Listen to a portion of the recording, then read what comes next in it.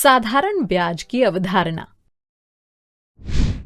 इस वीडियो में हम सीखेंगे साधारण ब्याज का परिचय, मूलधन, दर और मिश्र धन की जानकारी, एक एक नियम से साधारण ब्याज निकालना।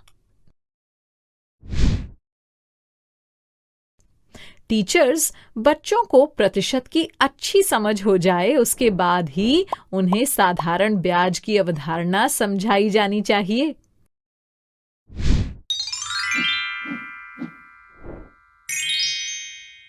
साधारण ब्याज का परिचय। बच्चों, आज नेहा और उसके भाई रवि की परीक्षा का परिणाम आया है। नेहा गणित में अव्वल आई है और रवि हिंदी में अव्वल आया है। ये सुनकर उनके पिताजी ने नेहा को 200 रुपए पुरस्कार के तौर पर दिए और रवि से कहा कि अगर वो पुरस्कार की धनराशि अगले महीने लेगा तो वो उसे 220 रुपए देंगे। रवि ने पिताजी की बात मान ली। वो बहुत खुश हुआ। खुश क्यों नहीं होता? उसे नेहा की तुलना में 20 रुपए ज्यादा जो मिलने वाले थे। तो क्या आप बता सकते हैं कि रवि को नेहा से कितने प्रतिशत रुपए अधिक मिलेंगे? प्रतिशत निकालना तो आपको आता ही है, तो आइए हल करते हैं। चूंकि नेहा को पुरस्कार में 200 रुपए मिले हैं और रवि को नेहा से 20 रुपए अधिक मिलेंगे, यानी हमें निकालना है कि 20 रुपए 200 रुपयों का कितना प्रतिशत है। कैसे निकालते हैं प्रतिशत, याद है ना?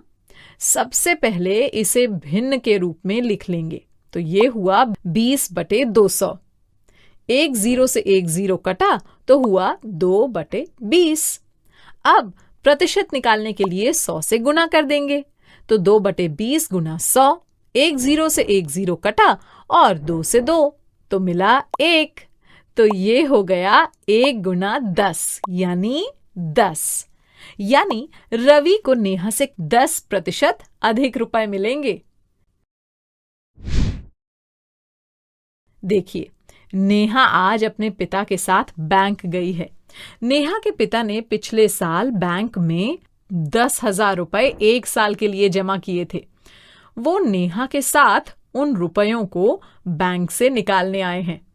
बैंक ने उन्हें 10,500 रुपए वापस कर दिए। पिताजी, आपने तो पिछले साल बैंक में केवल 10,000 रुपए जमा किए थे।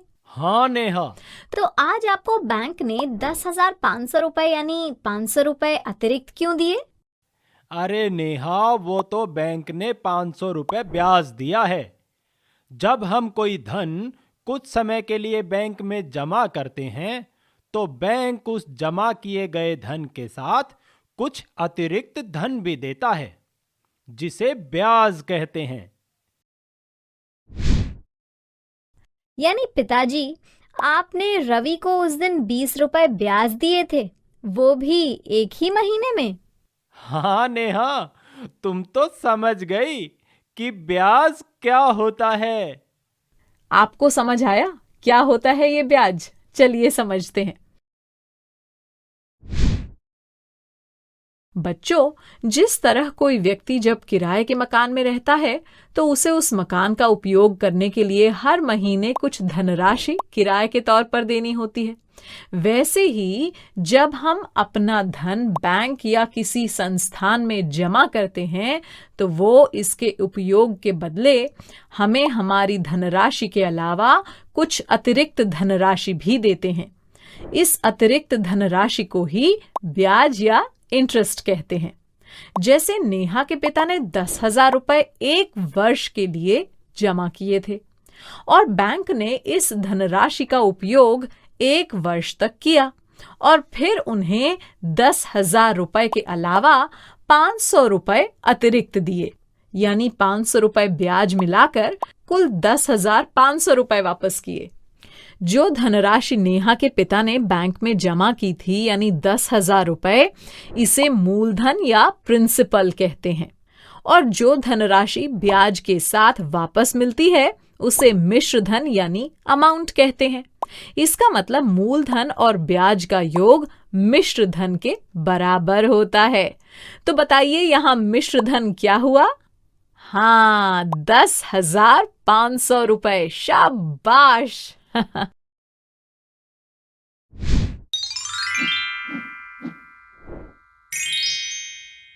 मूलधन, दर और मिश्र धन की जानकारी।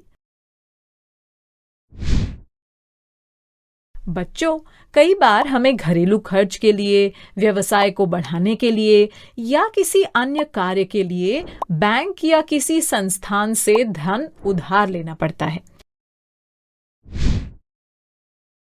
और जिस तरह हम धन जमा करते हैं तो हमें ब्याज मिलता है, उसी तरह हमें बैंक या किसी संस्था द्वारा दी गई धनराशि के उपयोग के बदले में कुछ अतिरिक्त धन यानी ब्याज देना होता है। जिस तरह जमा की गई धनराशि को मूलधन कहते हैं, उसी तरह उधार ली गई धनराशि को भी मूलधन कहते हैं। और जिस तरह जो धनराशि ब्याज के साथ वापस मिलती है उसे मिश्र धन कहते हैं, उसी तरह जो धनराशि ब्याज के साथ लौटाई जाती है उसे भी मिश्र धन कहते हैं। और यहाँ भी मूलधन और ब्याज का योग मिश्र धन के बराबर होता है। अच्छा, अब मैं एक प्रश्न पूछती हूं। यदि मूलधन 2,000 रुपए और मिश्र धन 2,200 रुपए है तो बताइए ब्याज कितना होगा? ये तो बहुत आसान है। आपको ये तो पता ही है कि मूलधन और ब्याज का योग ही मिश्र धन होता है, पर हमें तो यहाँ ब्याज पता करना है। तो ब्याज कैसे पता करेंगे? मिश्र धन में मूलधन घटा देंगे ना। आइए घटा लेते हैं। तो 2,200 रुपए माइनस 2,000 रुपए हुआ 200 रुपए, यानी ब्याज होगा 200 रुपए। आइए एक और प्रश्न हल करते हैं।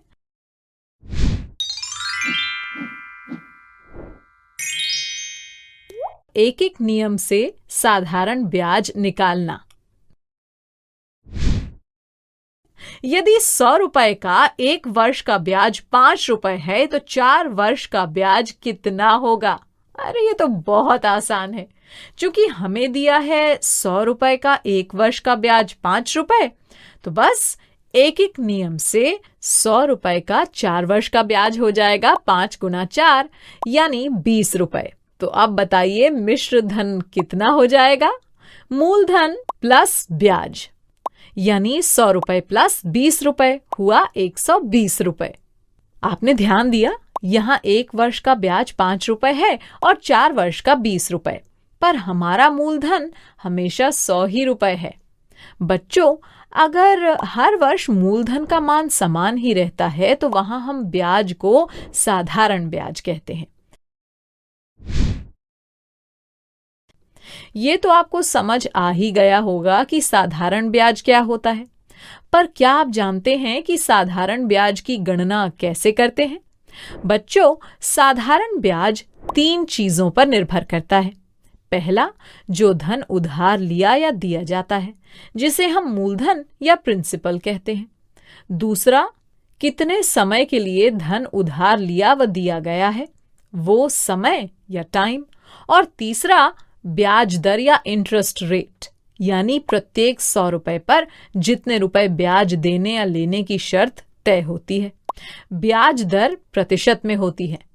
जैसे अगर ब्याज दर 8% वार्षिक दी है तो इसका मतलब एक वर्ष में प्रत्येक 100 रुपए मूलधन पर 8 रुपए ब्याज देय होगा। और अगर यही ब्याज दर 8% छमाही दी होती तो क्या होता? हाँ, तब इसका मतलब 6 माह में प्रत्येक 100 रुपए मूलधन पर 8 रुपए ब्याज देय होता। अगर हमें ये तीनों चीजें पता हो तो हम आसानी से ब्याज निकाल सकते हैं। आइए इसे भी एक उदाहरण से समझते हैं। 600 रुपए का 5% वार्षिक ब्याज की दर से एक वर्ष के लिए साधारण ब्याज निकालिए। देखिए, यहां दर दी है 5% वार्षिक, यानी एक वर्ष में 100 रुपए पर ब्याज देना होगा 5 रुपए। तो एक वर्ष में 1 रुपए पर ब्याज देना होगा 5/100 रुपए। इसलिए एक वर्ष में 600 रुपए पर ब्याज देना होगा 5/100 गुना 600। 2 जीरो से 2 जीरो कट गए और 5 गुना 6 हुआ 30 रुपए।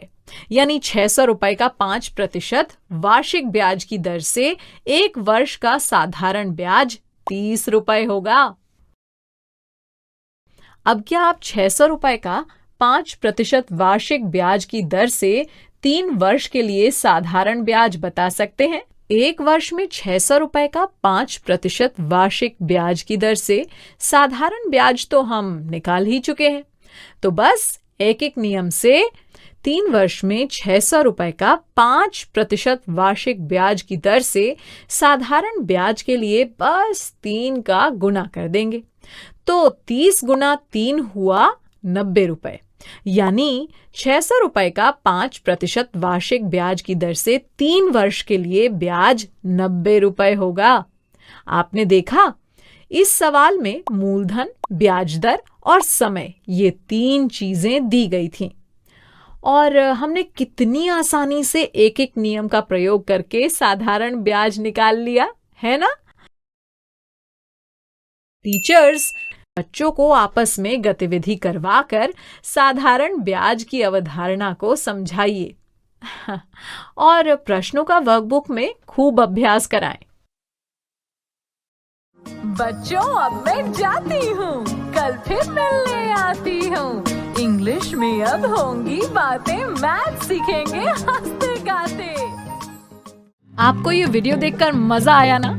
अगर आप इस वीडियो से संबंधित अन्य संसाधन जैसे कि अन्य वीडियो, गतिविधियां, क्विज इत्यादि देखना चाहते हैं तो अभी डाउनलोड करें संपर्क स्मार्ट शाला मोबाइल एप्लीकेशन। और हाँ, अगर आपको ये वीडियो अच्छा लगा हो तो इसे जरूर लाइक करें। और भी नए नए वीडियोस देखने के लिए सब्सक्राइब बटन पर क्लिक करना न भूलें। मिलते हैं बहुत जल्द YouTube और संपर्क स्मार्ट शाला ऐप पर।